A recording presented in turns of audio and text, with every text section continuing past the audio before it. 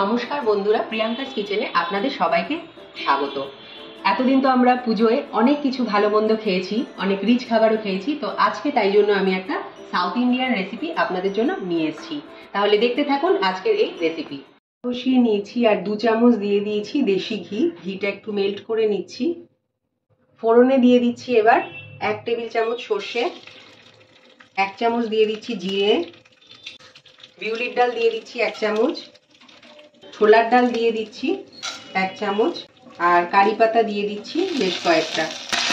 দিয়ে দেবো শুকনো লঙ্কা দুটো চিড়ে দিয়েছি, মানে মাঝখান দিয়ে ভেঙে দিয়েছি। ফোড়নটা একটু আনিয়ে নিচ্ছি। ফোড়নটা আমার কিছুক্ষণ আনানো হয়ে গেছে। এবার আমি দিয়ে দিচ্ছি চিনে বাদাম হাফ কাপ, আর হাফ কাপ দিয়ে দিচ্ছি কাজু। এগুলো এই ফোড়নের সঙ্গে আমি ফ্রাই করে নেব। আমি দিয়ে দিচ্ছি কোরানো নারকোল 1 কাপ দিলাম, আরো হাফ কাপ দেব। আরো হাফ কাপ দিয়ে দিলাম নারকোল, মোট 1.5 কাপ নারকোল দিলাম।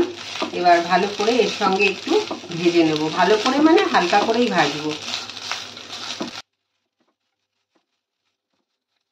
দুটো কাঁচা লঙ্কা গোল গোল করে কেটে নিয়েছি ছোট ছোট করে, সেটা দিয়ে দিলাম। এবারে দিয়ে দেবো ভাতটা। আমি এরকম বাটি 2 বাটি ভাত দেব। আরেক বাটিও দিয়ে দিলাম। আমি বাসমতি চালের ভাত বানিয়েছি।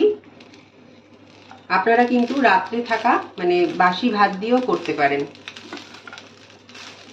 বা অন্য কোনো চালের ভাত দিয়েও করতে পারেন। ভালো করে মিক্স করে দেব। দিয়ে দিচ্ছি স্বাদ অনুযায়ী নুন,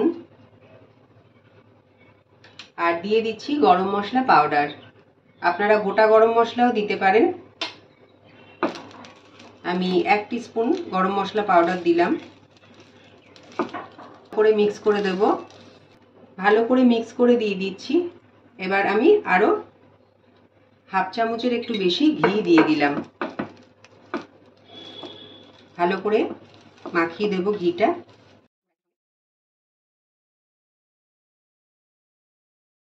তো দেখুন বন্ধুরা, কত ঝটপট আমার তৈরি হয়ে গেল কোকোনাট রাইস।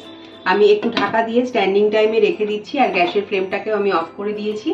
তো বাড়িতে এরকম ঝটপট বানিয়ে নেবেন, টিফিনে খেতে পারবেন, মানে সে সকালের টিফিন হোক বা সন্ধ্যাবেলা যখনই হোক।